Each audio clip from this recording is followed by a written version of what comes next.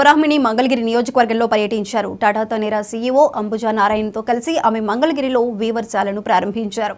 మంగళగిరి చేనేత వస్త్రాలకు అంతర్జాతీయ గుర్తింపు వచ్చేలా చర్యలు తీసుకుంటామని బ్రాహ్మిణి హామీ ఇచ్చారు. చేనేతలకు శిక్షణ, మార్కెటింగ్కు టాటా గ్రూప్ ముందుకొచ్చిందని తెలిపారు. మంగళగిరి చేనేత కార్మికులకు అన్ని విధాల సహాయ సహకారాలు అందిస్తామని అన్నారు.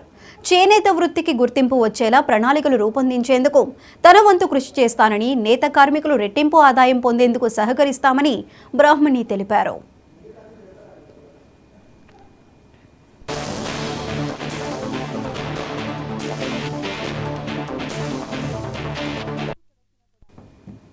మంగళగిరి పేరు చెబితే చేనేత చీరలు గుర్తొస్తాయని, ఇక్కడికి వస్తే సొంత ఊరు వచ్చిన భావన కలుగుతుందని బ్రాహ్మిణి అన్నారు. చేనేత కార్మికుల ఆదాయం పెంచడమే లక్ష్యంగా గుంటూరు జిల్లా మంగళగిరిలో ఏర్పాటు చేసిన వీవర్శాలను ప్రారంభించనున్నారు బ్రాహ్మిణి.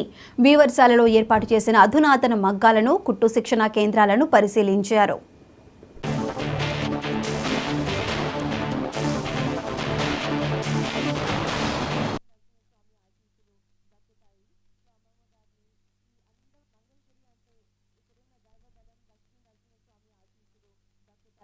మంగళగిరి అంటే ఇక్కడున్న దైవబలం, లక్ష్మీ నరసింహస్వామి ఆశీస్సులు దక్కుతాయి. అమ్మమ్మ గారిని ఈ అందమైన చీరలు కట్టుకోవటం చూశాను.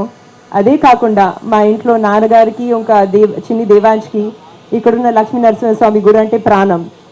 సో అందుకే నాకు ఎప్పుడు మంగళగిరి వచ్చినా కూడా, మా ఇల్లు ఇక్కడే ఉంది, మంగళగిరిలోనే ఉంది, ఎప్పుడు ఇక్కడ వచ్చినా కూడా మా సొంత ఊరికి వచ్చినట్టు అనిపిస్తుంది. మీ అందరితో సమయం గడపటం, మా సొంత కుటుంబ సభ్యులతో సమయం గడిపినట్టు అనిపిస్తుంది. ఆ ప్రేమ, ఆప్యాయత వేరేవి.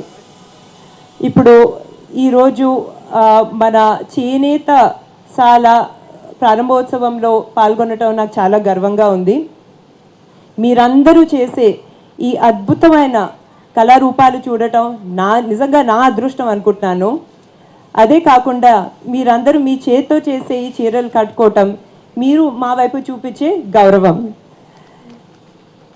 ఇప్పుడు మన చేనేత గురించి మాట్లాడాలంటే, మా కుటుంబం ఎల్లప్పుడూ చేనేత కార్మికులకి సపోర్ట్ చేసి సహకారం ఇచ్చే కుటుంబం, ఎప్పుడు మీ గురించి ఆలోచించే కుటుంబం.